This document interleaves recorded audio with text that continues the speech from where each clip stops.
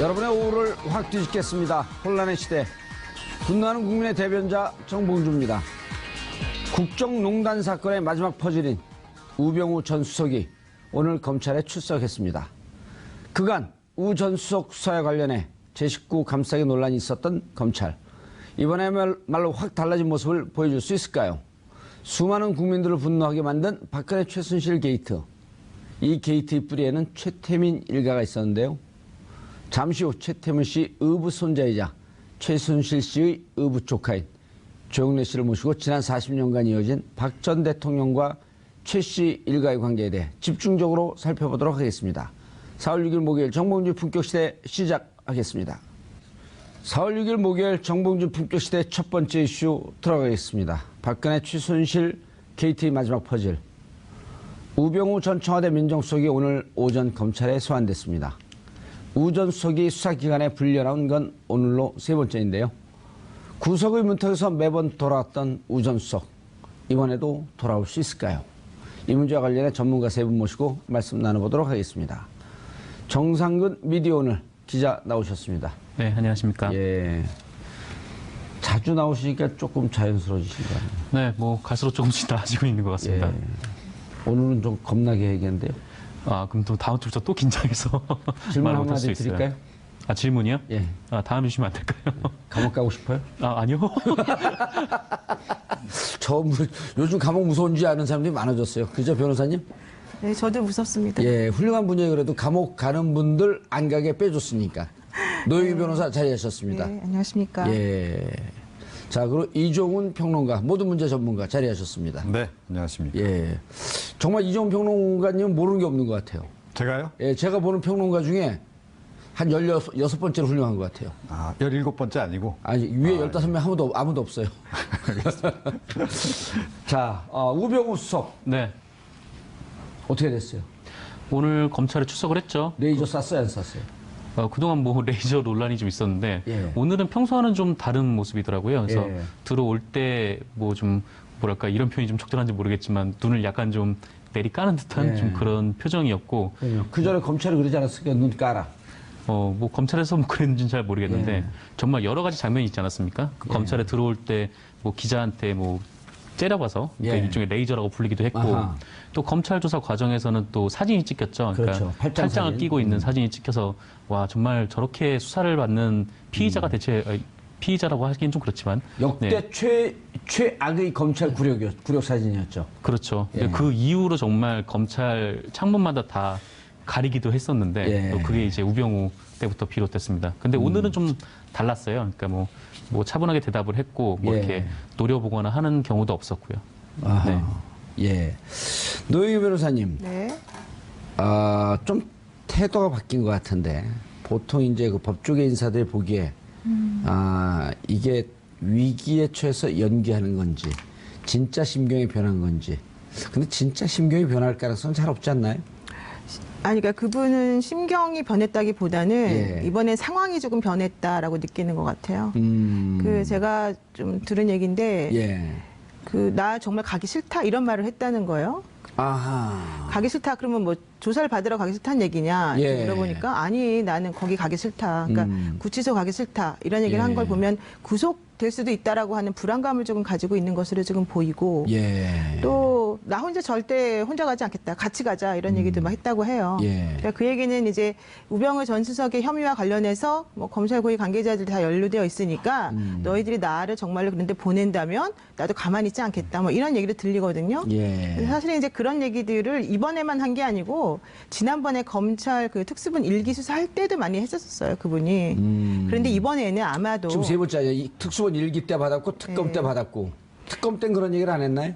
특검 때는 사실은 검찰 관계자를 조사를 못했고요. 특검에서 검찰 특수본 일기에서는 검찰 관계자들을 다 조사를 했습니다. 예. 했는데 그때 윤곽근 고검장이 이제 조사를 마무리를 못하고 그냥 넘기지 않았습니까? 그렇죠. 그러면서 그때 묻혔어요. 묻히면서 뭐라고 했냐면 수사 다 했는데 그거에 관련된 내용들은 조금 있으면 밝혀질 것이다라는 말을 했어요. 의미심장하게. 누가요? 윤곽근 팀장님이 그 고검장이. 당시에. 예. 예. 그래서 아마 그거가 관련돼 있는 자료들을 지금 그 검찰에서 가지고 있는 걸로 알고 있거든요. 특수본 2기에서. 예. 그렇게 되면 그분들하고 관계되는 것들이 이제 이번에 많이 나올 가능성이 있는데 아마도 우병우 전 수석은 당신들 그런 식으로 그 나에 관련된 여러 가지 것들을 얘기를 한다면 날 넣으면 나도 내가 알고 있는 것들을 그냥 이렇게 다 얘기해서 같이 그냥 하자, 같이 묶이시면 되겠다. 예, 뭐 그런 아하. 식으로 이제 말을 하고 있는 것으로 지금 보여요. 예. 근데 그동안에 특검에서는 아예 그런 검찰 관계자들조차도 조사를 못 했었거든요. 근데 이번에는 그런 조사한 거 플러스 이번에 46명, 50명 조사했다고 하지 않습니까?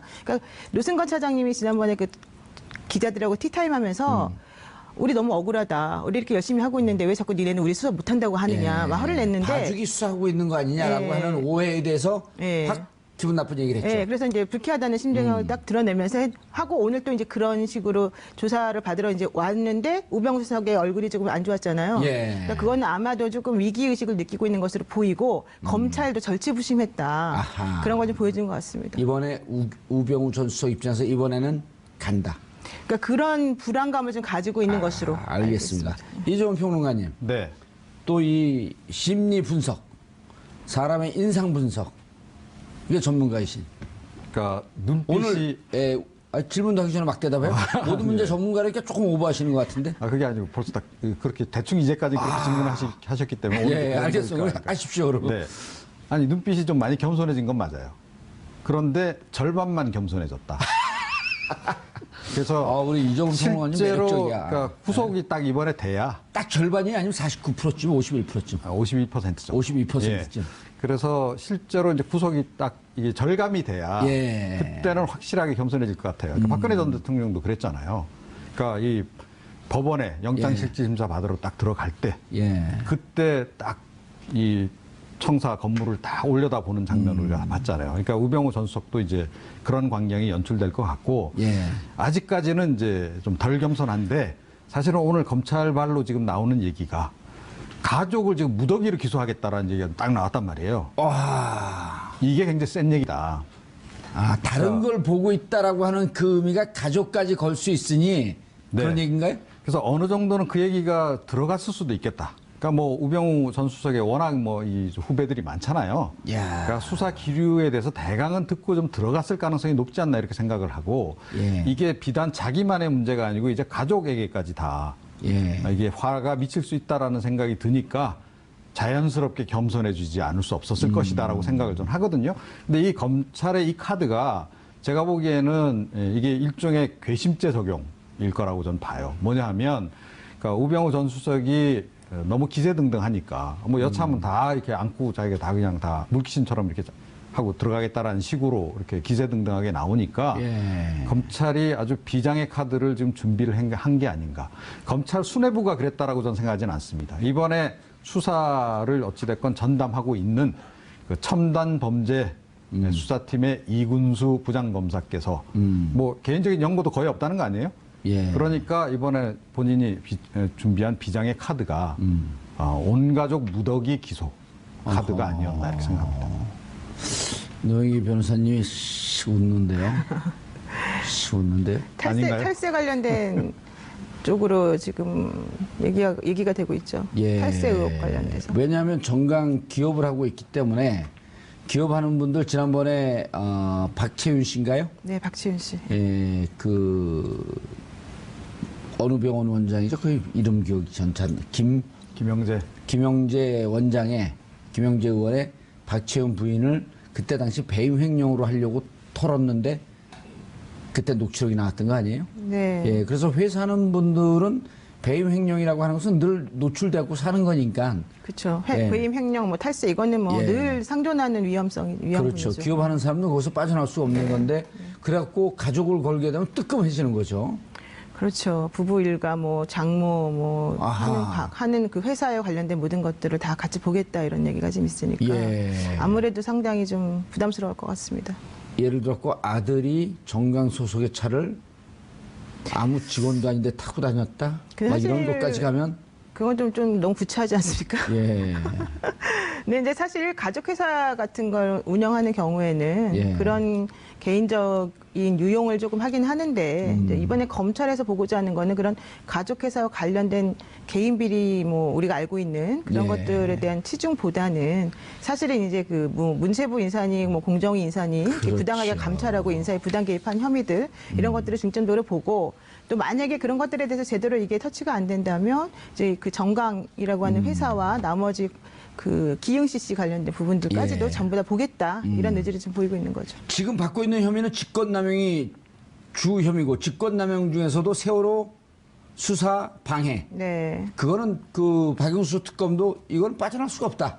그렇죠. 그때 윤대진 지금 현재 이제 2차장 검사인데 예. 당시에 그 광주에서 그 형사 2부장에 형사 있었었거든요. 2부장. 지금 광주 2차장이죠. 아, 부산지검 2차장. 예, 부산 2차장. 예. 근데 예.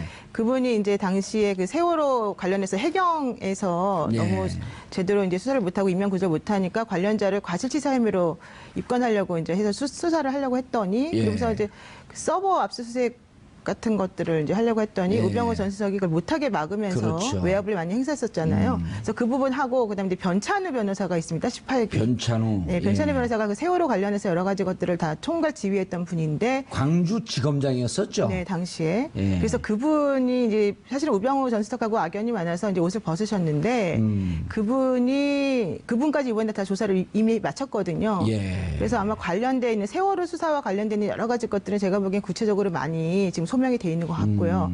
이제 그런 거 말고도 그 문체부 인사에 대해서 이제 감사를 지시했더니 제대로 감시하지 않았다. 안 왔으니까 특별 감찰반을 동원해갖고 네, 뭐 협박하고 신발을 벗고 양말을 벗고 왜 네, 획기적을 잡고 네, 뭐 뒤돌아서라 그러고 우리는 죄가 없어도 만들어내는 곳이다 뭐 이런 얘기까지 하면서 이제 협박하고 또 회유를 해서 핸드폰을 자진 임의 제출하는 임의 제출. 형식으로 핸드폰을 이제 뺏어서 그걸 복구해서 뭐 누구하고 어떤 식으로 관계를 맺었던 것에 대해서 내가 확인했으니 당신은 내 말을 듣든지 뭐 아니면 어떻게 하든지 이런 식으로 협박했다는 내용까지 다 나와 있거든요. 그래서 그런 것들과 관련된 인사부장 개입이 되게 많아요. 뭐 문체부만 있는 게 아니고 공정위도 있고 여러 개가 있어서 그런 부분들과 관련된 이제 권한남용 행사했던 직권남용 것들, 이런 직권남용. 것도, 예.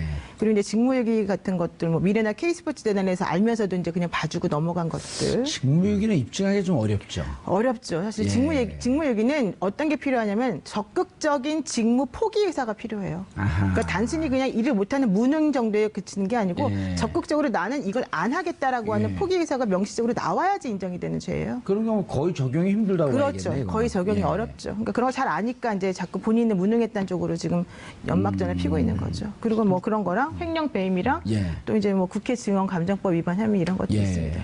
저는 이번에 공갈 협박죄까지 포함시켜야 된다고 생각해요. 그러니까 조금 전에 잠깐 얘기했다시피 특별감찰반을 동원해서 공무원들 불러다가 그 조사할 수 없는 내용까지 막 조사하고 압수수색까지 벌이고 양말 벗어 옷 벗어 아니 무슨 저기 예전에 그 남영동 대공무실도 아니고 예. 어떻게 뭐 양말 벗어라 옷 벗어라 이렇게 다 뺏겨놓고 그냥 취조하고 이런 식으로 하냐는 거죠. 아니 민정수석실에서 그런 일을 할 수 있는 곳이 아니지 않습니까? 기본 기능 자체가. 예. 그런데 우병우 전 민정수석이 한 걸 보면 그러니까 거의 지금 청와대 안에다가 미니 중앙정보부를 만들어 놓은 거예요. 그리고 거기 일종의 대공분실처럼 만들어 놓고 사람들 불러다가 이런 식으로 말도 안 되는 예. 취조를 하고 이거는 확실하게 공갈 협박죄까지 포함시켜야 전 된다. 그런 측면에서 이렇게 좀 생각을 하고 그러니까 더욱이 또 여러 가지 지금 뭐 직권남용과 관련해서는 예. 제가 보기에는 이번 이 특수본에서도 못 밝힌 게 결국 최순실하고의 관계라고 저는 생각하는데요. 그렇죠. 모른다 그러잖아요. 최순실하고 최순실 모른다고. 관계를 사실은 밝혀야 됩니다. 그러니까 예. 그렇지 않고서는 아무리 민정수석이라 하더라도 이렇게까지 적극적으로 나설 이유는 없다는 거죠. 그냥 통상적인 공무원들의 그 행보로 볼 때. 예. 그래서 뭔가 있다. 끈끈한 뭔가 있다. 그래서 제가 보기에는 그건 자백 이외에는 뭐가 없잖아요. 그러니까 그게 좀 아쉬워요. 그래서 예. 그 부분을 이 특수본, 2기 특수본이 반드시 좀 밝혀주길 바랬는데 아직 못 밝히는 것 같은데 밝혀내서 사실은 이 우병우 전 수석 같은 경우에는 거의 최순실에 버금가는 정도의 공범 수준이라고 저는 보거든요. 그렇게까지 사실은 이걸 봐야 되는데 거기까지 못 가는 게 좀 굉장히 개인적으로 아쉽습니다. 특검에서 이제 에피소드 이건 정말 아니 근데 에피소드예요. 그 에피소드 넘어가기 전에 예. 노 변호사님 예. 법적으로 공갈이라고 하면 공갈로 취득되는 경제적 이득이 있을 때 공갈이라고 그러지 않나요?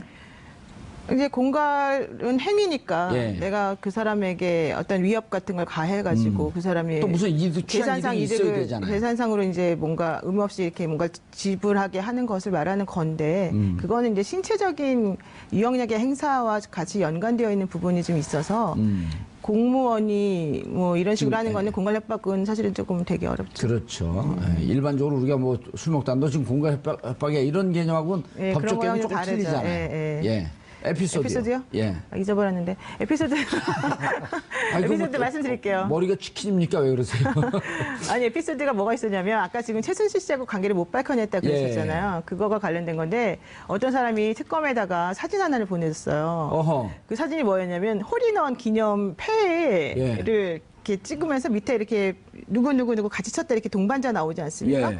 거기에 최순실, 김장자, 우병우 이런 식으로 이렇게 이름이 다 적혀 있으면서 홀인원 언제 몇 월 며칠 몇 시에 기흥시 씨에서 했다. 어허. 이런 식의 사진을 보낸 거예요. 그러니까 깜짝 놀랐을 거 아닙니까? 최순실하고 우병우 씨하고 같이 이제 커플 썼을까? 장모하고, 장모랑 예. 이런 생각을 하면서 게다가 홀인원까지 그래서 그걸 알아보라라고 했는데 결국 이제 그거를 뭐 제대로 알아보지는 못했고 그걸 누가 보냈는지도 사실은 불분명하고 이래가지고 그걸 그냥 넘겼다고 얘기를 해요. 예.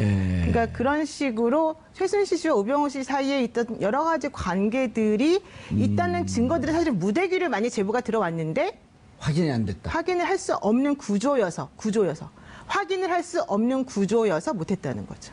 아, 그게 특수본이면 할 수 있다는 건가요? 그럴 수도 있을 것 같은데 그건 제가 말을 못 하겠어요. 그건 정확히 모르니까. 알겠습니다. 네, 네. 자, 그런데 아까 우리 이제 이종훈 평론가도 잠깐 얘기를 했는데, 네.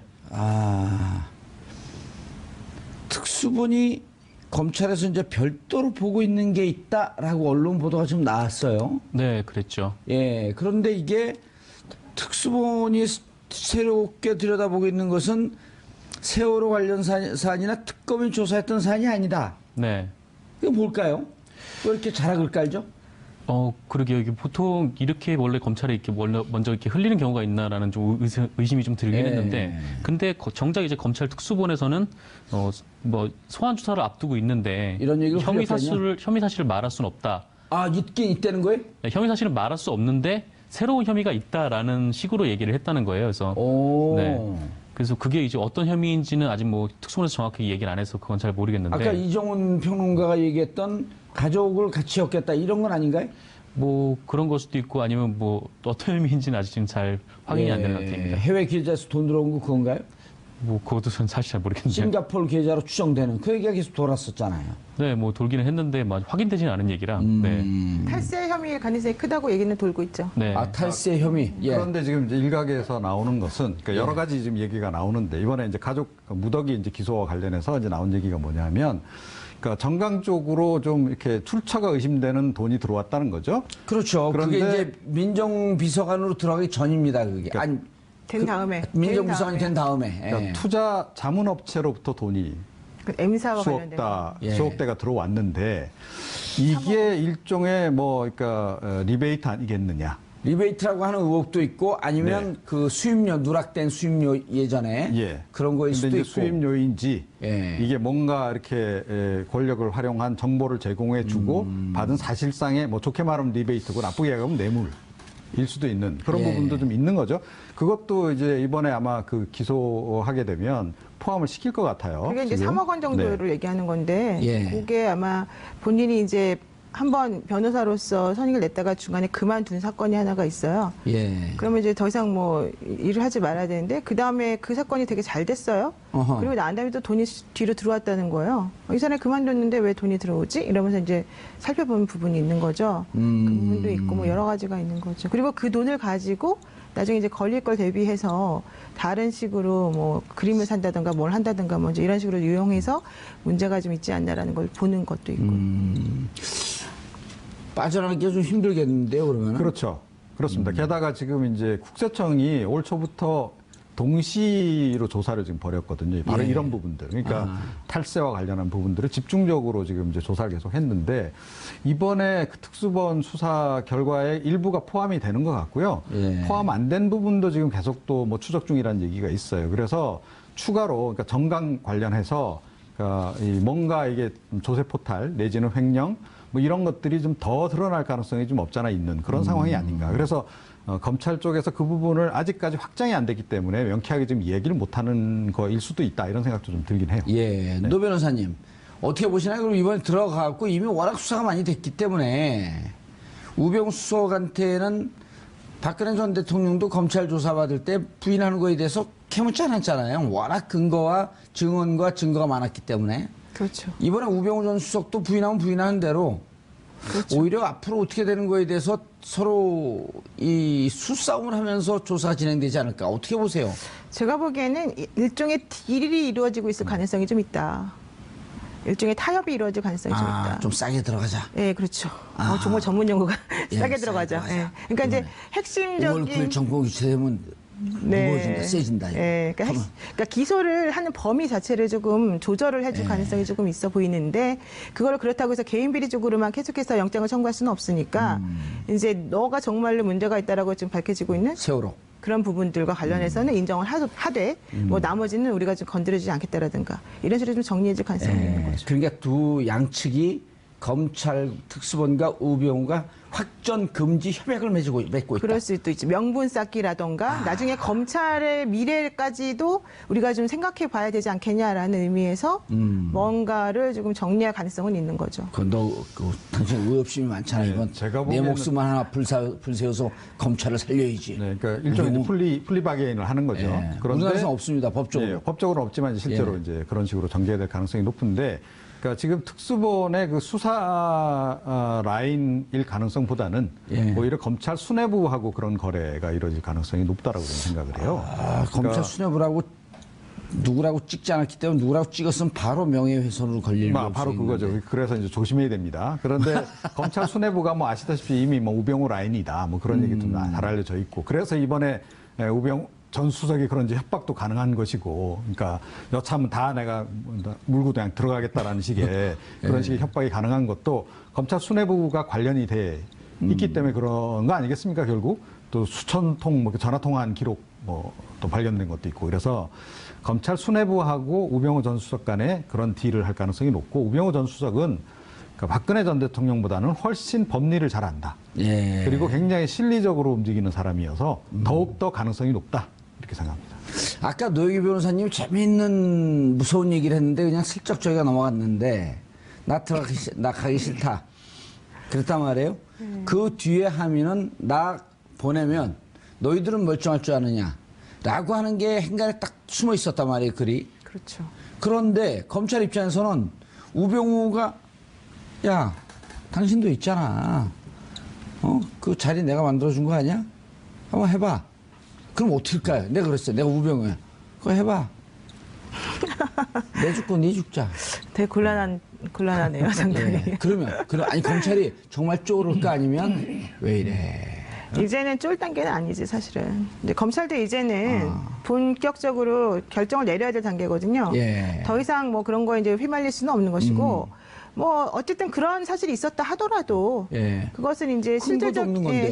근거는 있겠죠. 있어요? 우병우 전 수석이 뭐 아무 근거도 없이 그냥 말로만 그렇게 할 사람은 아니니까 어허. 분명히 뭔가 들고 있으면서 그런 얘기를 할 수 있었겠죠. 그러니까 그동안에 수사가 제대로 진전이 안 됐겠죠. 예. 근데 이제 그거는 정확히 어떤 걸 들고 있는지는 지금 말할 수는 없지만 어쨌든 요점은 그런 상황이라면 검찰 입장에서는 그래도 어쨌든 우병우 전 수석이 모든 걸 총괄해서 한 사람이고 기획을 하고 예를 들면 이렇게 판단이 된다면 그거에 맞춰서 실제 손발처럼 움직였던 몇몇 사람들에 대해서는 뭐 일종의 조그만 책임을 져야 된다면 지게 하고 예. 대신에 실질적인 책임은 우병우 당신이 지고 이런 식으로 정리를 해야 되겠죠. 그렇죠. 검찰 입장에서 어찌 보면 이제 검찰 입장에서 검찰도 이 부분에 대해서 자유롭진 않지만 그렇죠. 검찰 네. 입장에서 보면 청와대 민정수석이라고 하는 게 1인지와 만인지상인데 그렇죠. 절대적인 5개 사정기관을 장악하고 있는 데인데 그쪽에서 명령을 해요. 이거 수사해라.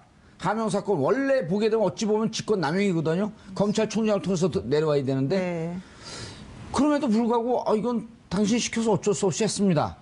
그거 해주니까 뭐 좀 영전됐어. 이게 떡고물로 영전이 됐는지 진짜 실력으로 영전이 됐는지 이 부분에 대해서 우병우 수석이 하는 얘기에 대해서 이제 세월 좀 지났다. 박근혜 대통령도 갔고 5월 9일이면 정권도 바뀌니 가라. 이럴 것이다 이런 건가요?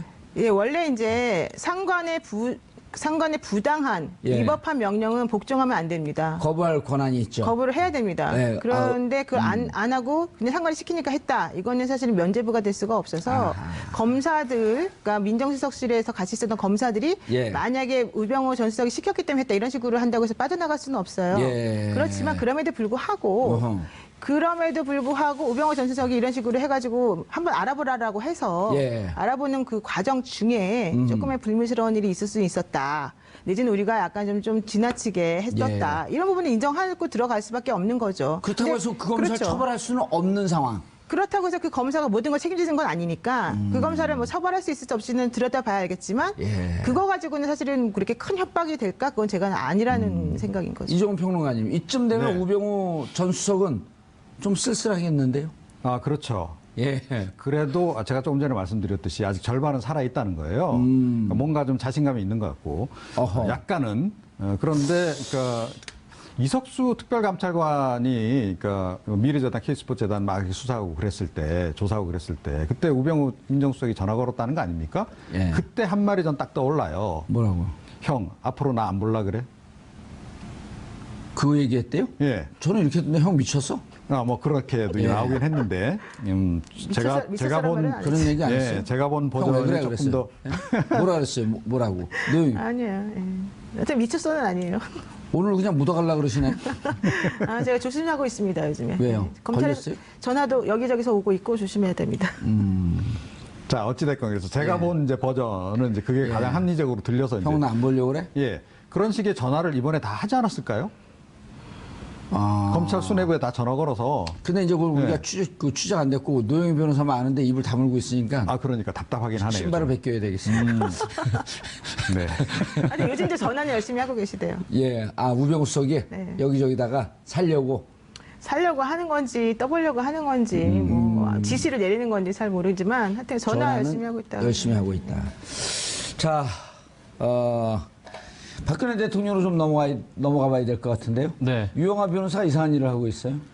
변호사 모집 광고를 냈죠. 아, 예, 그랬죠. 예. 그 뭐 변호사단 내부에서도 지금 뭐 손발이 안 맞나느니 아니면 뭐 이런저런 얘기가 나오고 있는데 뭐 특히 뭐 손봉규 변호사가 뭐 접견을 신청했다는 것도 자기한테 알리지 않았다라고 되게 뭐 불쾌감을 표하는 말도 했다고 해요. 유영하 변호사가 접견 신청한 거를 손봉규 변호사가 공동 변호인이잖아요. 예, 몰랐다. 자기가 손봉규가. 몰랐다. 네. 손봉규 변호사는 검찰 조사받으러 갈 때 네. 검찰 조사에 성실히 임하겠다. 라고 하는 얘기도 나중에 언론에 나온 거 보면 그렇게 메시지가 나갈 줄 몰랐다. 네. 그때도 그랬단 말이에요. 근데 그 전에 삼성동에서 무슨 얘기가 나왔었냐면 내일 검찰 조사 앞두고 입장 발표가 있겠다 이랬단 말이에요. 네. 근데 입장 발표 없이 들어가면서 29자의 간단한 네. 검찰 조사에 충실히 임하겠다. 그럼 나중에 손봉규 변호사 뭐라 그런 거 아니에요, 그거 갖고? 뭐 그렇죠. 그때도 손발이 안 맞았던 건데. 네, 뭐 계속 손발이 안 받고 있는 것 같고, 근데 뭐 지금 박근혜 전 대통령은 어쨌거나 유영하 변호사를 굉장히 좀 신뢰를 하고 있는 듯이 뭐 접견도 계속 유영하 변호사가 하고, 그리고 또 유영하 변호사 최근에 뭐 자기 법률사무소에 뭐 3년 미만 변호사를 채용을 한다고 그렇게 공고를 냈다고 하네요. 그래서 뭐 이게 뭐 뭐랄까 하여튼 집사 변호사라는 말이 있다고 하는데 예. 뭐 이것도 이 사실이 알려지면서 좀 단어가 떠올랐던 단어인데, 어허. 그러니까 일종의 뭐 그 박근혜 전 대통령이 구치소에 있지 않습니까? 예. 그러니까 이분이 면회를 할 수가 있잖아요. 뭐 9시부터 6시까지 면회를 하면은 그 방에서 나올 수가 있는 건데, 그 뭐 그렇게 이제 면회를 하면서 그 숨 쉴 수 있는 공간을 주고 뭐 잔심부름을 하기 위한 그런 변호사를 채용하는 거 아니냐. 예. 뭐 이런 보도들이 나오고 그러더라고요. 하하, 이게 지금 유영하 변호사만 면회를 하고 있잖아요. 네, 그렇죠. 손범규 변호사도 지금 면회를 안 하고 있잖아요. 안 하는지 못 하는지. 그렇죠. 예. 근데 제가 취재하고 제가 들은 정보에 따르면 지금까지는 별로 고통스럽지 않다. 그리고 잘 지내고 있다. 이렇게 얘기가 나오고 있단 말이에요. 네. 그리고 교도소에서의 정식 호칭은 대통령님이라고 하기로 했다고 하고, 네. 그리고 박근혜 전담반에서 7명 내지 8명 여자 교도관을 배치했다고 하고, 네. 이건 언론에 안 나온 겁니다. 그거 나왔어요. 나왔어요? 아, 깜짝이야. 다 나왔어요? 네, 다 나온 얘기예요. 예. 별로 중요한 게 아니네요. 아니, 중요한 얘기죠. 왜냐하면 여자 교도관 7명을 전담 배치한다는 거는 한 명에 대해서 사실은 과잉 이죠. 그렇지만 뭐 어쩔 수 없는 부분이 있으니까. 그럼 이제 받아들일 교도소장 수밖에 없죠. 재량이니까요. 그렇죠. 예. 근데 일반적으로는 보통 두 명 정도가 이제 이렇게 맞는 게 맞죠. 자, 그런데 유영아 변호사가 이거 왜 그랬을까요? 아, 그 3년 미만 경력 소속 변호사 모집이요? 예. 아, 그거는 제가 봤을 때는 급여를 조금 주려고 그런 것 같은데요. 3년 미만의 경력 소속 변호사라고 하는 거는 기본적으로 로스쿨 수료하신 분들을 얘기하는데요. 기본적으로는. 예. 그분들의 이제 급여가 예전보다는 많이 낮아졌기 때문에 이 임금 수준이 아니, 그러니까 어디에 쓰려고? 뭐 여러 가지 이제 잡일을 시키시겠죠.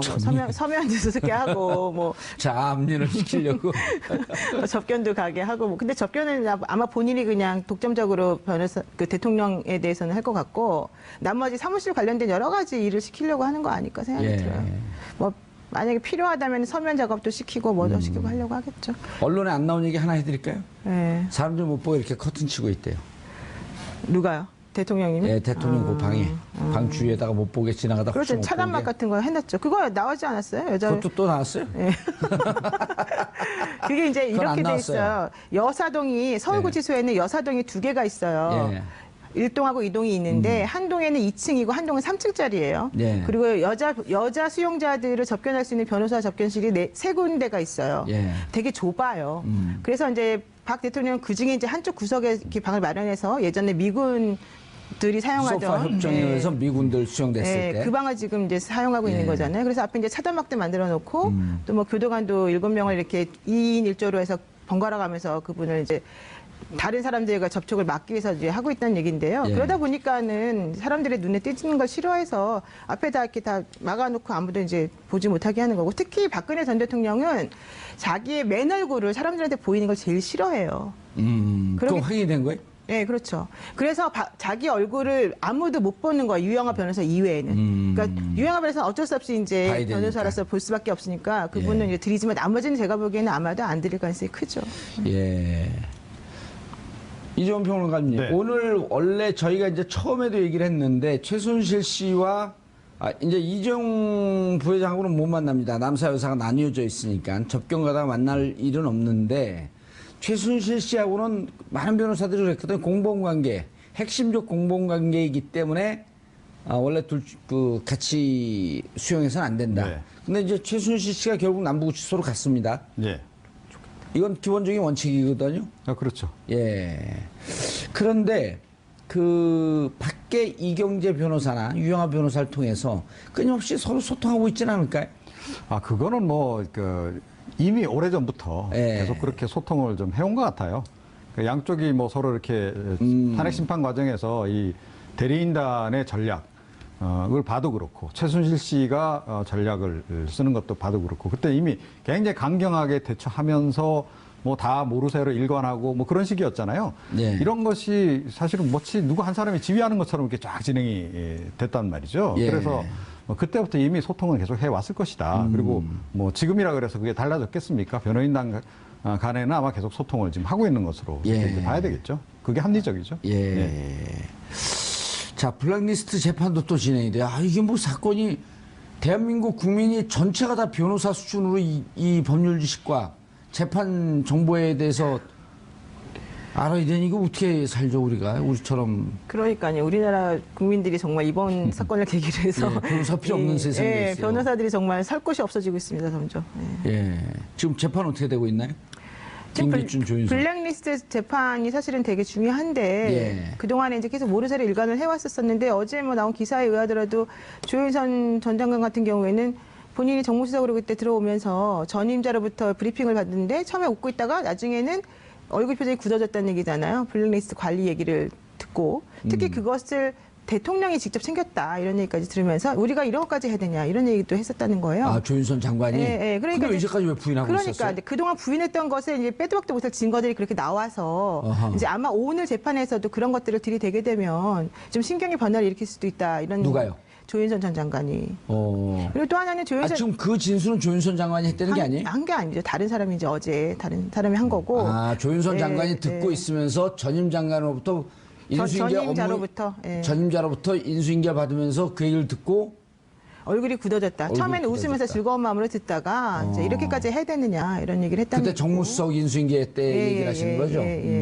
그렇게 됐고 그래서 이제 오늘 재판하게 되면 과연 이 사람이 견딜 수 있을까? 또 중요한 건 지금 조윤선 전 장관의 심리적 변화가 사실 매우 중요합니다. 예. 그분이 지금 구치소 생활을 잘 못 견뎌가지고 귤만 드시고 엄청나게 지금 말랐다는 거잖아요. 그리고 남편하고 하루 종일 그 접견실이 3개밖에 없는데 접견실을 아침부터 밤까지 계속 자기 혼자 독점적으로 사용하다시피 하고 있어요 지금. 그 변호인 접견은 그 시간 제한이 없으니까. 없죠. 그러니까 그러면서 남편하고 계속 이제 그런 소통을 하고 있는데 얼마나 답답하겠습니까?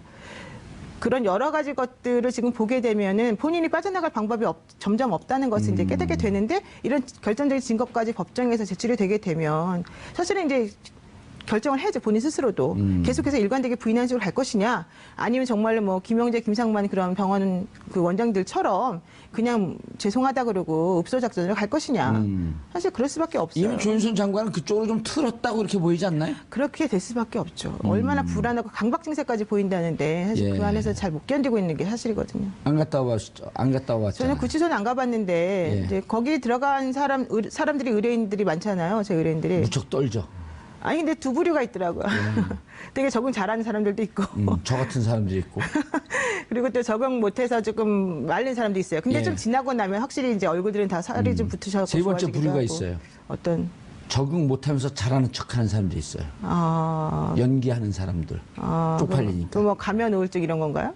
감염성 우울증이요? 아니 참는 거죠. 참아요? 무너지면 지금 죽는다고 보고. 근데 이제 조윤선 장관 같은 경우는 정말 무너진 제가 거죠. 보기엔 무너지고 있어서 예. 좀 걱정스러운 부분이 사실 있어요. 기자들 통해서 이종훈 평론가님 네. 기자들 통해서 듣는 얘기는 정신 상태가 심각하게 무너졌다 이렇게 보도가 나오거나 혹은 정보가 이렇게 들어오고 있거든요. 아니, 그러니까 조윤선 전 장관은 지난번에 그 청문회 할 때 우리가 확인했잖아요. 예. 계속 이렇게 몰아세우면 예. 실토를 한다는 거죠. 예, 그래서 참 그러니까 행복하게 말씀을 하시죠. 소위 말하는 이른바 그 멘탈이 예. 그렇게까지 강한 인물이 캐릭터가 못 된다. 그래서 그런데도 지금 갇혀 있죠. 게다가 이분이 또 얼마나 외모에 신경을 많이 쓰시는 분입니까? 이 피부 관리 굉장히 신경을 많이 쓰시거든요. 조금 위험합니다. 박근혜 전 대통령 못지않게 예. 굉장히 그런 쪽에 신경을 많이 쓰는 걸로 알려져 있는 분인데 예. 그런 것도 못하지. 그 여성으로서 그런 스트레스가 엄청날 거예요 아마. 예. 그런 것 때문에 아마 더욱더 지금 굉장히 좀 심리 상태가 불안정할 거다. 노영희 변호사님 네. 마지막 결정적 질문. 하지 마세요.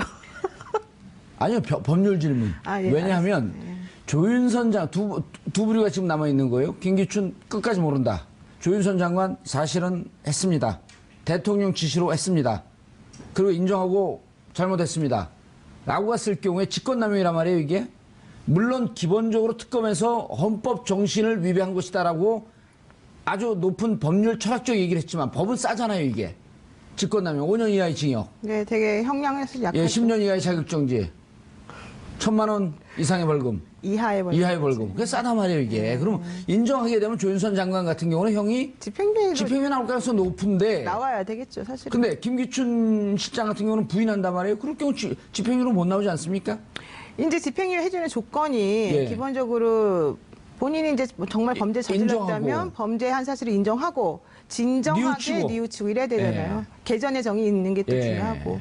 그런데 만약에 조윤선 전 장관 같은 경우에 죄송하다. 내가 나중에 알았는데 박근혜 전 대통령을 좀 보호해야 된다는 생각 때문에 그런 식으로 잘못된 말을 하게 되었다라는 식으로 지금 얘기가 나오게 되면 또 그럴 수 있죠. 근데 지금 국회에서의 그 증언 및 뭐 그 감청에 관한 법률인가 그거의 예. 위반이잖아요. 지금 예. 그분들이 다 위증했다는 아직 혐의로. 고발했는지 안 했는지, 그것도 네, 고발했네요. 고발했잖아요. 고소를 네, 그래서 그게 1년에서 10년 사이에 그 징역형을 선고하게끔 되어 있는 범죄거든요. 예. 근데 사실 이제 그걸 따지면 같이 한 사람에 대해서 여러 가지 범죄 혐의가 들어가 있는 거기 때문에 반드시 5년 이하만 들어가는 건 아니니까 세질 수는 있어요. 예. 그렇지만 그럼에도 하지만. 불구하고 집행유예는 가능하죠. 아니요, 김기춘. 김기춘 전 인정을 안할 김기춘 전 실장 같은 경우에 또 끝까지 인정 안 할지는 사실 잘 몰라요. 그분도 사실은 대통령이 시켰다라는 식의 말을 조금 했어요. 했죠. 예, 그래서 이분이 재판이 사실 지금 시작한 지가 오늘인가가 지금 첫 번째 날 아니겠습니까? 그러니까 앞으로 어떻게 전개될지는 모르고 또 그렇게 전제로 끝까지 부인했을 경우에. 끝까지 부인한다 그러면 사실 집행유예 해주기는 어려울 수도 있죠. 그랬으면 좋겠습니다. 예? 네. 김기춘, 조윤선, 박근혜, 지금 모든 국민들의 관심은 대선과 서울구치소 그리고 남부 교도소로 쏠려 있습니다. 정봉주의 품격 시대에서는 여러분의 소중한 의견을 받습니다. 샵 5400으로 주제 맞는 다양한 의견 문자로 보내주시면 저희가 반영해드리도록 하겠습니다. 100원의 정보 이용료가 부과됩니다. 한 발 더 깊이 들어가는 시사분석, 여러분은 지금 생방송으로 진행하는 정봉주 품격시대와 함께하고 계십니다. 4월 6일 목요일 정봉주 품격시대 두 번째 이슈 들어가겠습니다. 최태민, 최순실, 박근혜 이 세 사람으로 이어지는 오래되고 질긴 관계의 본질을 누구보다 가장 잘 아는 사람은 역시 가족이겠죠. 오늘 어렵게 모신 특별한 손님과 함께 박근혜 게이트의 뿌리를 추적해 보도록 하겠습니다. 정상근 미디어오늘 기자 계속 자리하고 계시고요.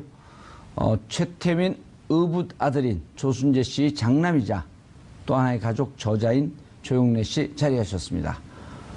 안녕하세요. 네, 안녕하십니까. 예. 자, 우리 시청자 여러분들께서도 샵 5400으로 다양한 의견 보내주시기 바라겠습니다. 100원의 정보 이용료가 부과됩니다.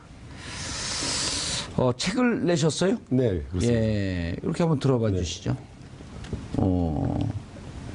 또 하나의 가족. 네, 그렇습니다. 최태민, 임선희, 그리고 박근혜. 우리 시청자분들이 다 익숙한 표현들이에요? 네, 그렇습니다. 예. 네, 다 아시는 이름이시죠. 예, 다 아는 이름이고. 저 책 보셨어요? 정상 기자님? 아니요, 아직 보진 못했습니다. 책 좀 보세요. 나온 지 얼마 안 되지 않았나요? 한 20일 됐습니다. 네. 그럼 20년 바로 사보셔야죠. 네. 끝나고 바로 구입해서 사보도록 하겠습니다. 제가 하나 사드릴까요? 아니요. 김연아법에 걸릴까봐. 김영란법이요? 책이 얼마예요? 습니다 10,000원 조금 넘는 것 같아요. 안 걸리는데, 그럼? 네, 안 걸리네요. 네. 자, 책을 낸, 예를 들어, 이제 우리가 뭐 의붓아들, 손자 뭐 이렇게 얘기했는데, 네네. 일단 조용래 씨가 어떤 분인지 우리 시청자분들에게 좀 소개 좀 저는 해주시고. 조순재 녹취록을 남기신 조순재 씨의 장남이고요. 예, 조순재 씨는 또 누구죠? 최태민 씨의 의붓 아들이고, 예. 최태민 씨의 5번째 부인으로 알려지신 임선희 할머니의 아들이세요. 예, 그러니까 임선희 할머니께서 예. 아버님 조순재를 다른 데서 낳고 이렇게 그러니까 저희 할아버지께서 돌아가신 이후에 예, 재가를 가시죠. 재가를 했는데 그 재가한 당사자가 최태민 씨. 네, 그렇습니다. 아하. 그러면 최태민 씨 입장에서는 임순 씨가 데리고 온 아들인데 네네. 그 아들 조순재 씨에 대해서 좀 애정이 있었나요? 제가 어렸을 때 이제 최태민 할아버지에 대한 기억은 뭐 아주 어렸을 때 예. 저를 꽤 귀여워 주셨던 것 같아요. 예. 네, 그리고 아버지에 대해서는 아버지에 조순재 씨에 대해서는 뭐 아들로서의 애정이라기보다는 예. 필요한 인적 자원 중에 좀 중요한 관계 정도. 그러니까 그 최순실 씨나 그 최태민 씨의 딸들이 어렸을 때 그 시절에 이제 75년도를 중심으로 시작하는 일에 예. 저희 아버지가 이제 일을 하시게 될 수 있는 나이가 30대가 넘어가셨기 때문에 예. 재혼한 거 그러니까 최태민 임순 씨가 결혼한 건 몇 년도예요? 그거는 75년 이전인가요? 최태민 씨와 임선희 씨의 경우 예. 50년 6.25 6.25 전쟁 무렵이라고 보셔야 될 거예요. 꽤 오래 네, 전이네요, 그렇습니다. 그러면은. 네. 오.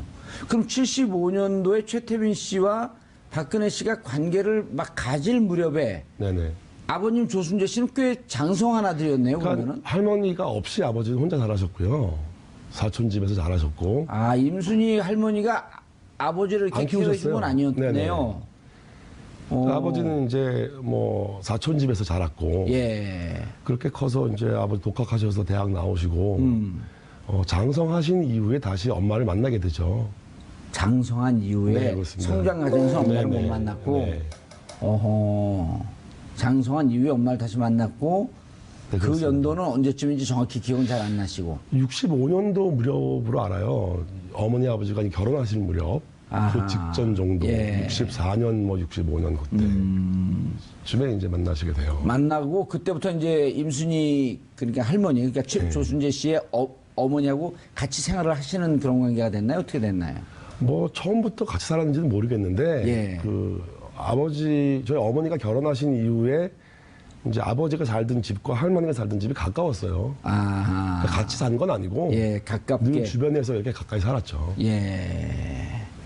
그리고 이제 그 기억 나중에 이제 녹취록 보면서 나중에 역사를 다시 추적해 본 거 아니에요? 우리 조영래 그렇습니다. 선생님 입장에서는.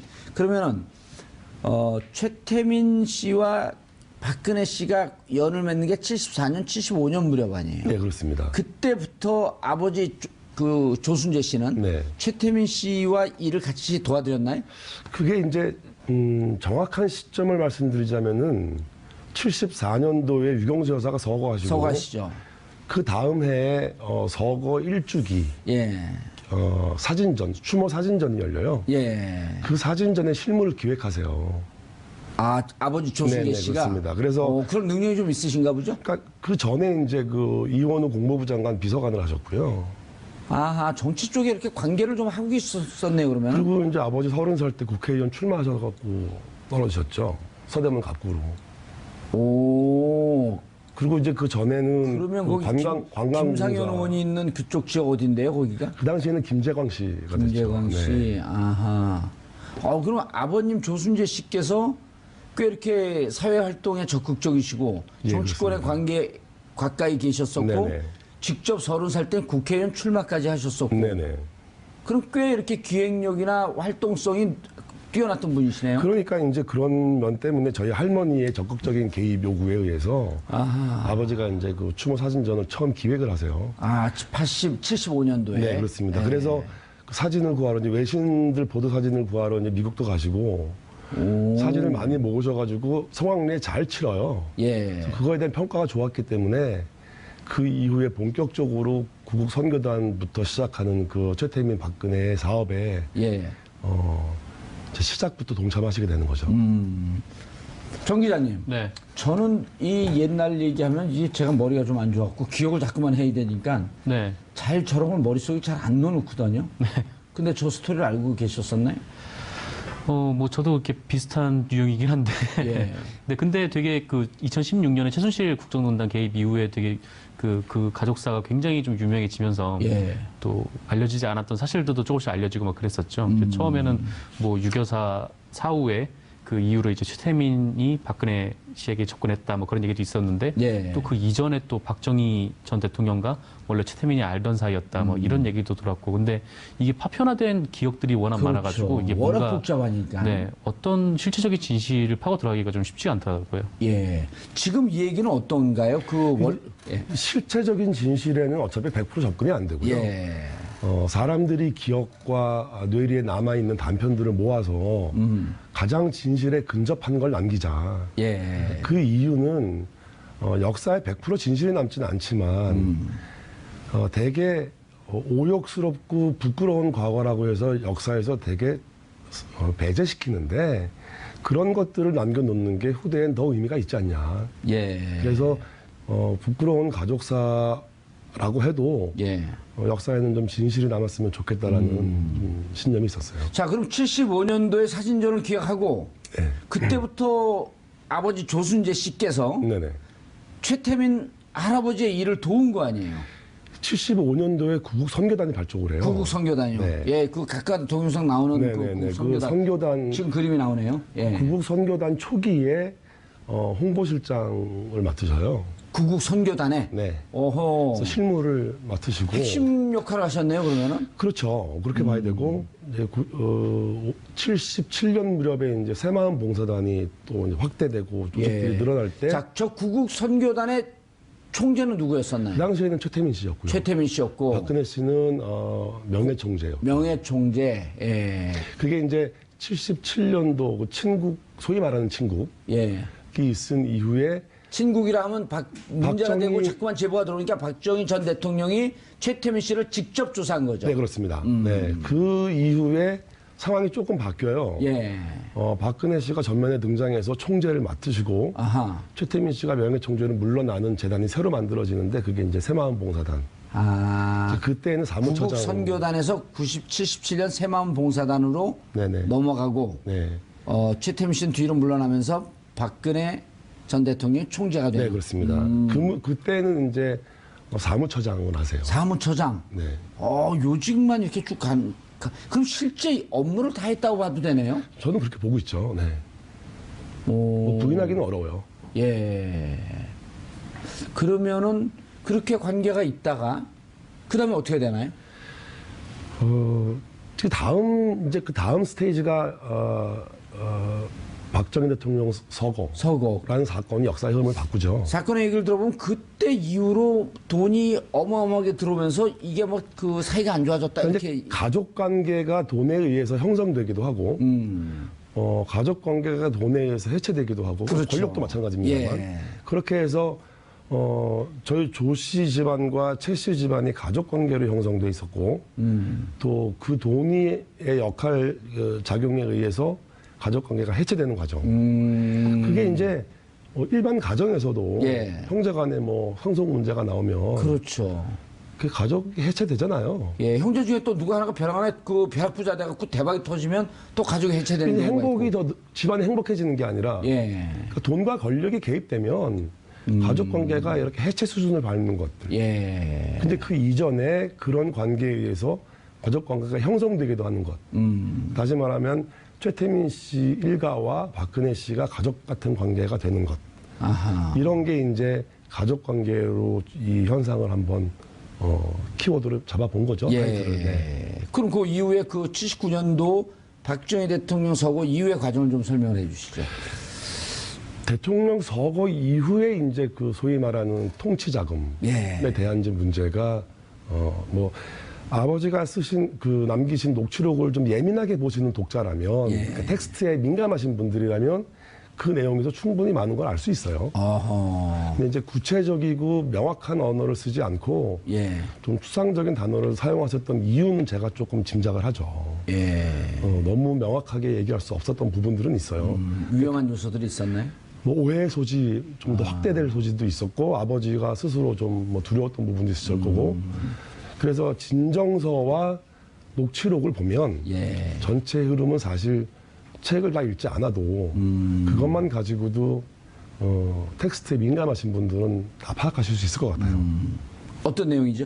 사실은 저도 그걸 기반으로 재구성을 했기 때문에. 예. 근데 이제 기반적인 내용은 그래요.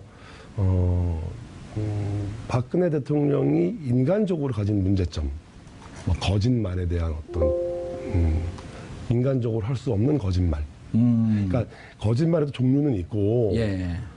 차별은 있는. 누구나 거짓말은 하니까요. 그렇죠. 근데 불가피하게 할 수밖에 없는 거짓말이. 그런데 있고. 이제 선의로 가장할 수 없는 거짓말, 또 특별한 위치에 있는 특별한 사람이 하는 거짓말이 보통 사람에게 남기는 상처, 예.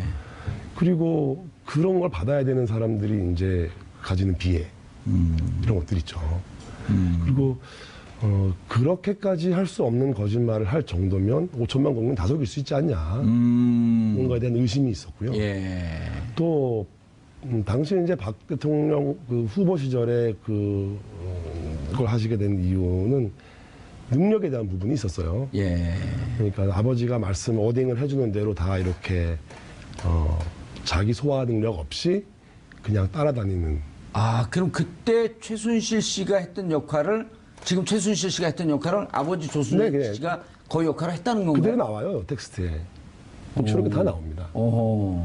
그러니까 그런 부분, 뭐 예를 들면 또 무책임한 부분들이 있어요. 예.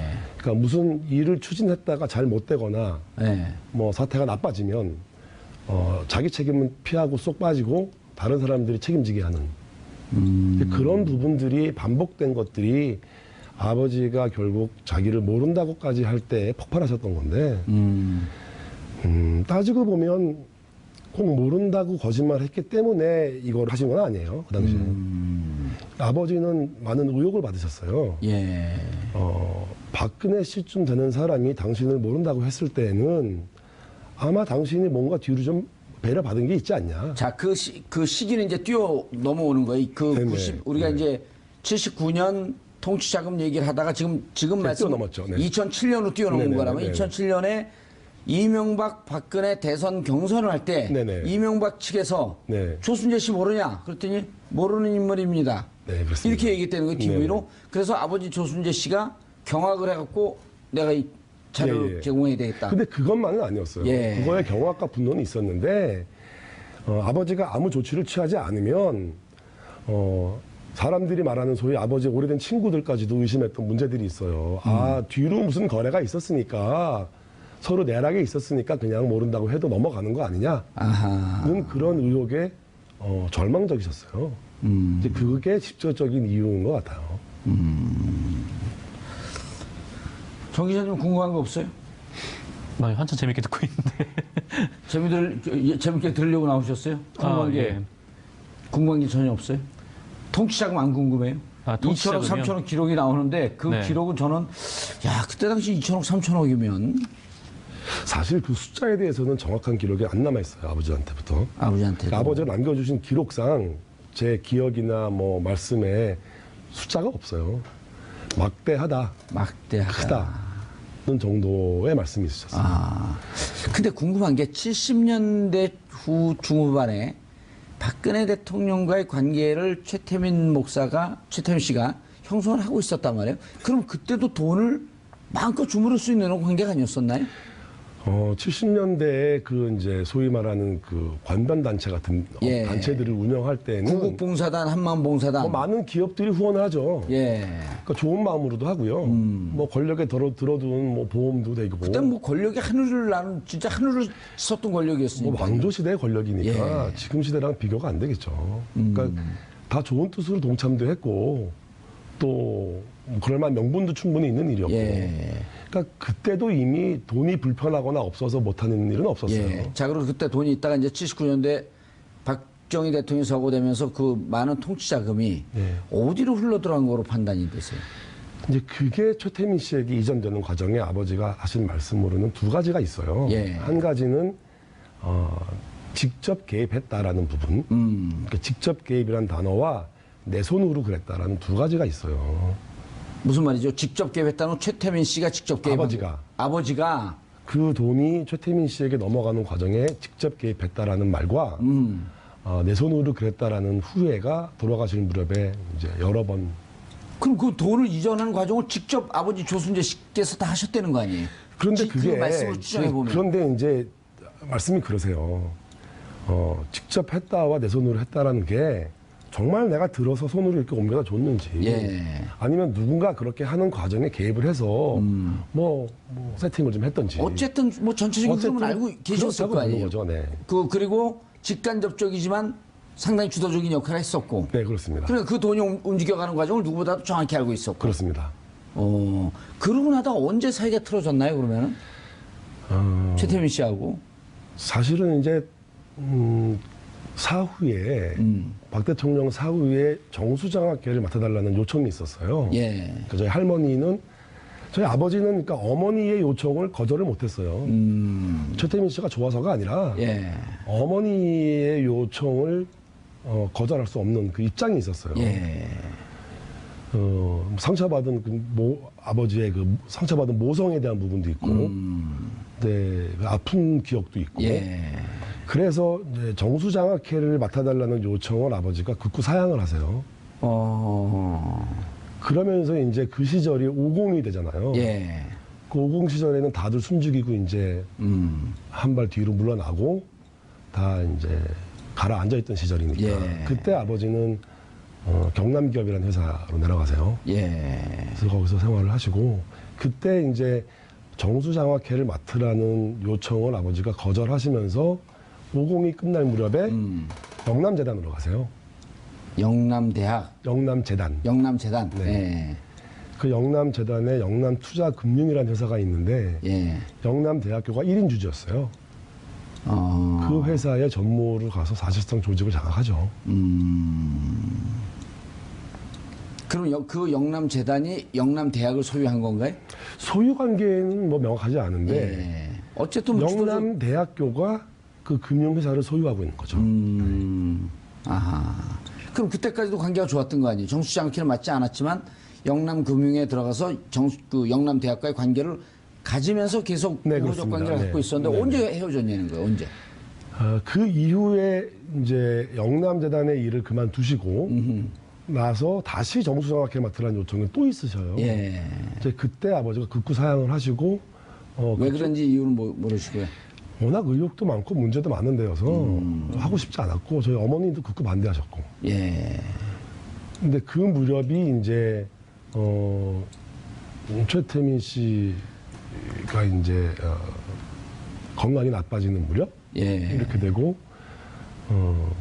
여러 가지 사연이 있었겠죠. 이제 할머니와도 조금씩 멀어지기 시작해요. 네. 최태민 씨가 아니요, 저희 아버지가. 아버지가 그게 이제 80년대 말 90년대 초반쯤 일이네요. 그때부터 어느 한 순간을 계기로 이렇게 무잘라도 자른 게 아니라 예. 천천히 멀어지는 그런 계기가 과정들이 있어요. 그때 그럼 70년대 후반 80년대에 최순실 씨를 보셨나요? 그럼요. 우리 조영래 선생님께서. 네네네. 최순실 씨가 그때 막 적극적으로 관여해서 일을 막 하고 그랬었어요? 그때부터 관여가 이제 들어오고 직접적인 개입과 일이 이제 주도권이 글로 넘어가는 과정이 천천히 이루어져요. 그런데 이제 그 책에서 이런 표현을 썼단 말이에요. 그 할머니 임순희 씨, 그 다음에 최순실 씨를 공통의 특징을 보면 탐욕이라고 표현할 수 있다. 그 자기 욕망 표현에 대한 거침없는 성격들이 있어요. 뭐 세련되진 않지만 예. 굉장히 적극적인 자기 욕망 표출이 있고 예. 또 욕심도 많으시고 예. 그래서 그런 것들이 아마 전체적인 분위기가 그렇게 갔지 않았나 생각을 하죠.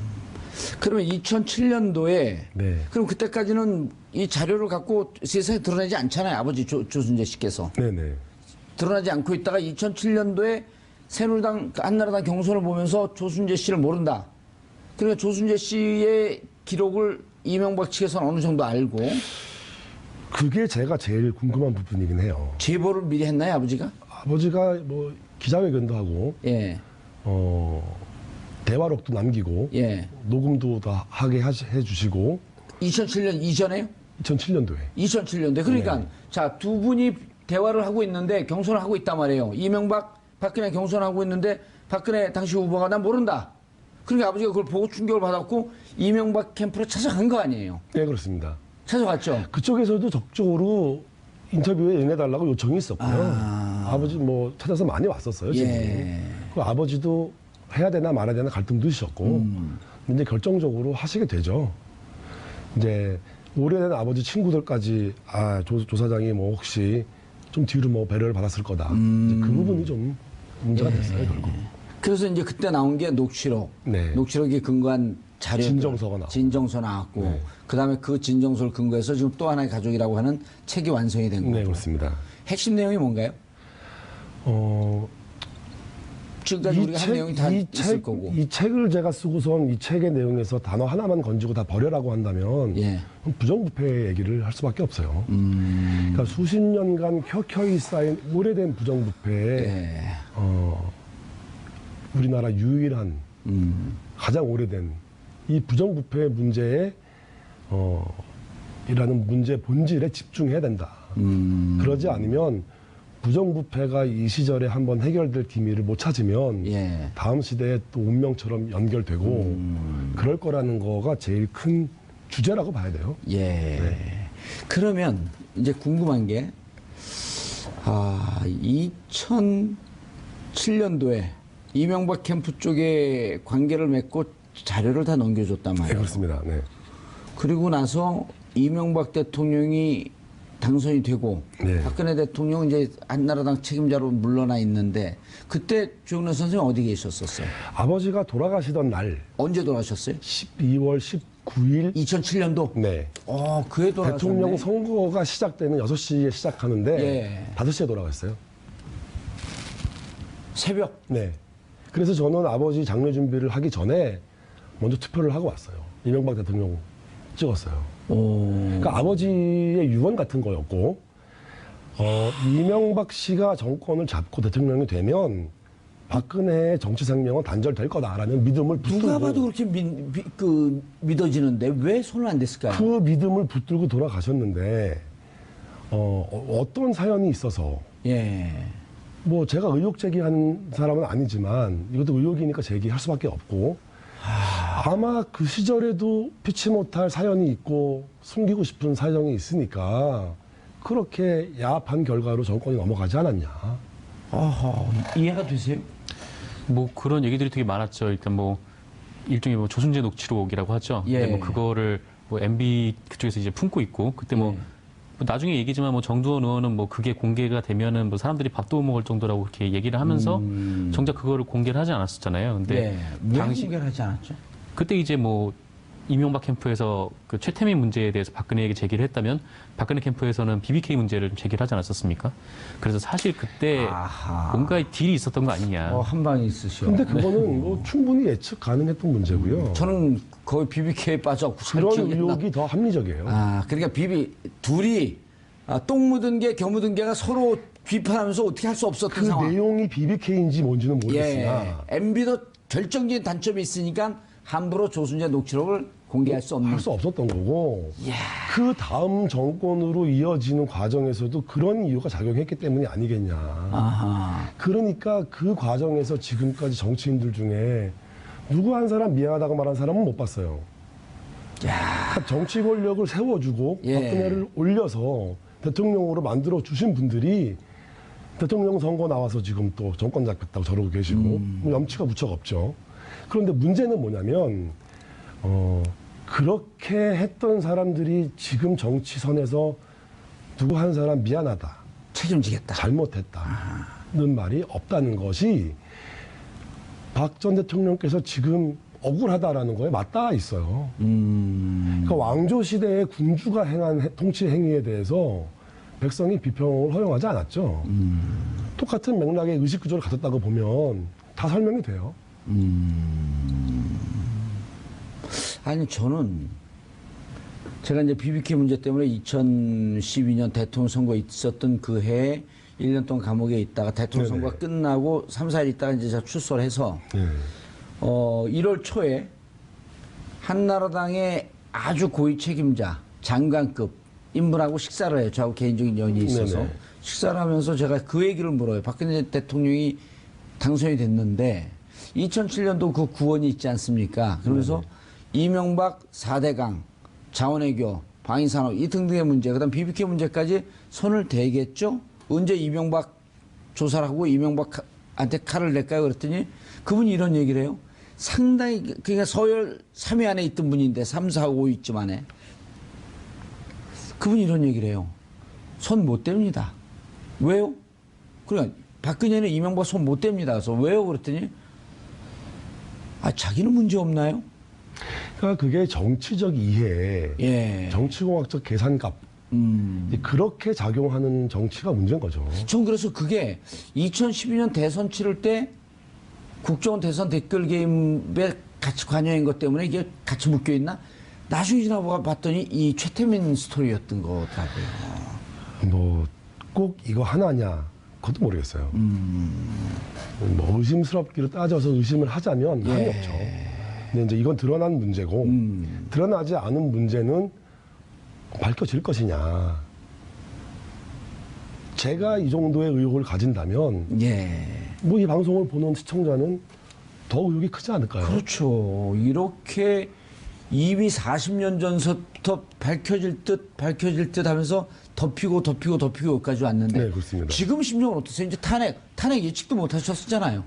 탄핵 예측 못했어요. 감옥 갈 것도 예측 못 하셨잖아요. 못했어요. 마르고 닳도록 대통령하고 정권 계속 갈 줄 알았잖아요. 어느 수준에서 봉합될 줄 알았어요. 넘어갈 줄 알았어요. 그런데 이제는 예기치 않은 상황이 터진 거예요. 그렇죠. 근데 이제 여기서 중요한 점은 이거예요. 예. 탄핵이 10번 된다고 하고 뭐 대통령이 뭐 구속을 10명이 돼도 부정부패 문제가 해결되냐? 해결할 수 있냐? 그러니까 배가 고프면 밥을 먹어야 되고 예. 배가 부르게 밥을 먹으면 살이 안 빠지는데 뭐 다이어트 책 뭐 100권 본다고 해서 살 빠지냐는 거죠. 그러니까 부정부패를 안 하려면 돈을 안 주고 안 받아야 되는데 예. 그 의지가 없다면 탄핵 사태와 무관한 거죠. 예. 돌발 주문이 책하고는 무관하겠지만 네네. 지금 한간에 이제 몇몇 기자들 몇몇 정치인들이 최순실 씨가 은닉해 놨을 것으로 추정되는 네네. 해외 재산을 찾는다 그러면서 막 돌아다녀요. 제가 그래서 안민석 의원님하고 이제 얘기를 해봤는데 예. 이분이 국회의원 4선이신데 예.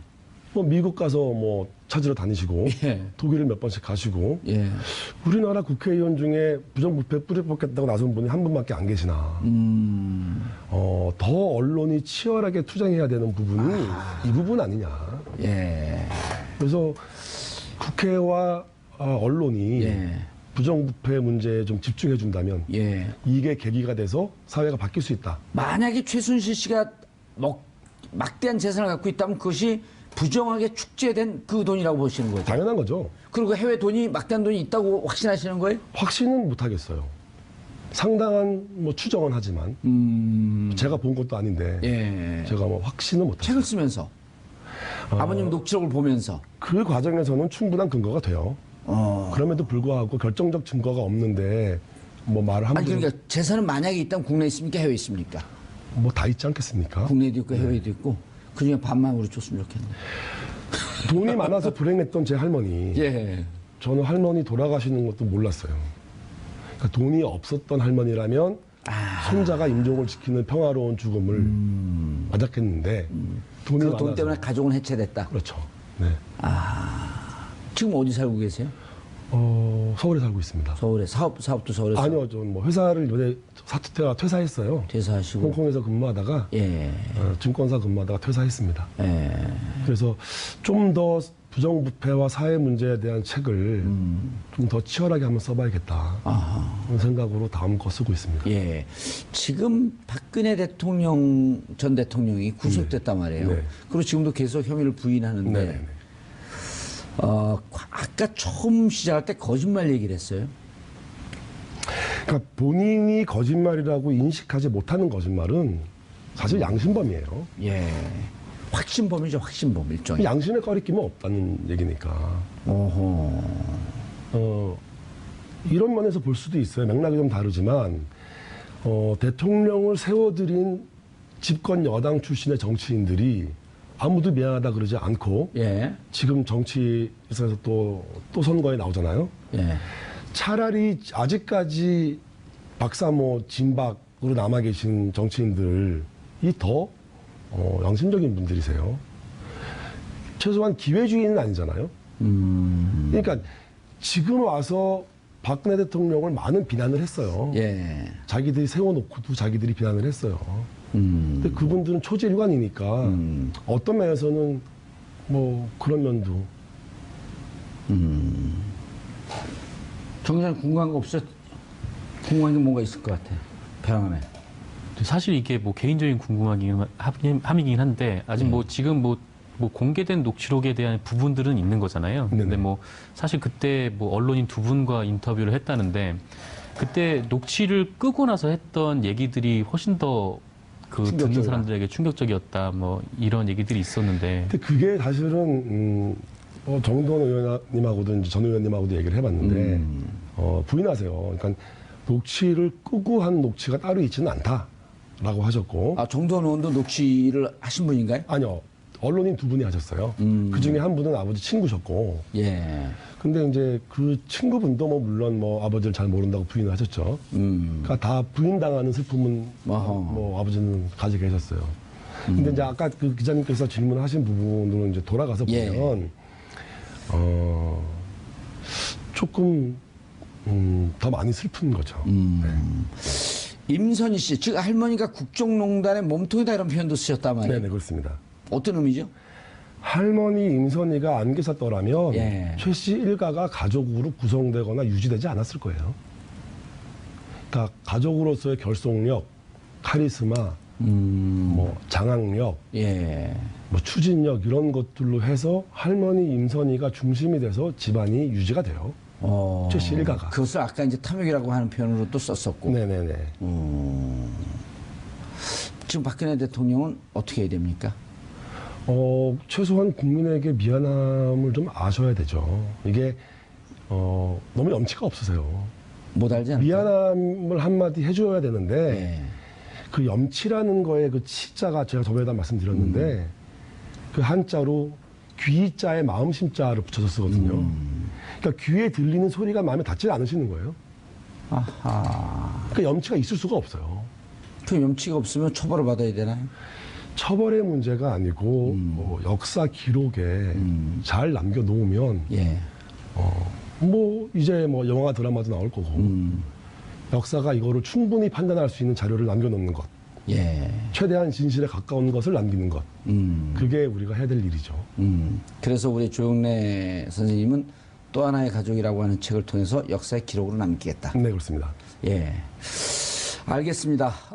최태민, 그리고 박근혜 대통령의 전체 농단 사태의 원초가 되었던 그 역사의 기록을 남기신 또 하나의 가족, 기록한 조영래 선생님 모시고 말씀 나눠봤습니다. 박근혜 전 대통령에 대한 검찰의 조사가 시작됐고 김기춘, 조윤선에 대한 재판이 시작됐습니다. 모두 부인으로 일관하는 전략을 세운 것으로 보입니다. 국회 탄핵소추안 가결, 헌재의 파면 결정, 그리고 법원의 구속영장 발부. 박근혜 전 대통령은 3단계 검증 과정을 하나도 빠져나가지 못했습니다. 그리고 그 검증을 담당한 사람들은 모두 자신의 직권하에서 자신이 임명했던 사람들입니다. 증거에 기초한 심리는 차치하고서라도 스스로 임명했던 사람들이 박 전 대통령에게 누명을 씌워야 할 이유가 있을 것이라는 점을 받아들일 국민들은 거의 없습니다. 혐의를 벗고 감옥에서 나오고 싶은 인간의 심정이야 이해 못하는 바는 아니지만 자연인 박근혜, 김기춘, 조윤선, 이전에 국가 최고 책임자의 위치에서 국정을 담당했던 사람들입니다. 그 시간 동안 고통을 받았던 국민들, 나라가 이 모양으로 침몰하고 있는 상황을 만들었던 것에 대해 솔직한 심정으로 사과하는 모습을 보고 싶은 것은 결코 무리일 것인가 하는 심정입니다. 4월 6일 목요일 정봉주의 품격시대 마치겠습니다. 감사합니다.